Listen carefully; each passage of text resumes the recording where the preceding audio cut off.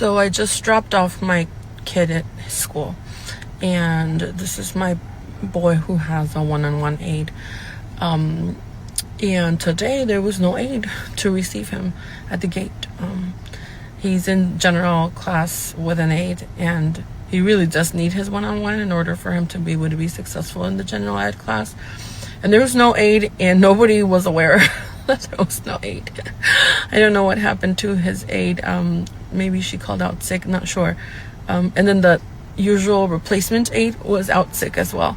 So they kind of had to figure out who was gonna help him to go through his school day. So we waited maybe like 15 minutes after the bell to figure it out. But these are just some of those things that you kind of run into when your child has like an IEP or an aide at the school, and the schools, they try their best.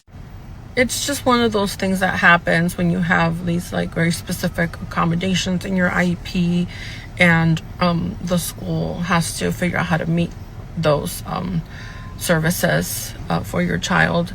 It's completely understandable that they don't have like 10 aides at hand to just come and substitute. And things happen, people get sick last minute and things like that. So I totally understand. It's just important to understand that as a parent, it's still your responsibility to advocate, because when we got to the gate, there was no one there to pick up my child. So I had to take him to the office. And then at the office, when I let them know there was no aide, they were like, and so they didn't quite know what to do either. So they kind of had to figure it out in that moment. So like I can't just drop my child off at school. Like the school probably would have, I don't know what would happen to it. I just can't drop my child off like a typical. So I wanted to share, not in a complaining sort of way, because I completely understand, just as a way to share about the little daily things that really you have to go through as a special needs parent sometimes, even with the schools, with the professionals. It is what it is, and it's part of the job. And if you're a special needs parent, things literally come up out of the nowhere.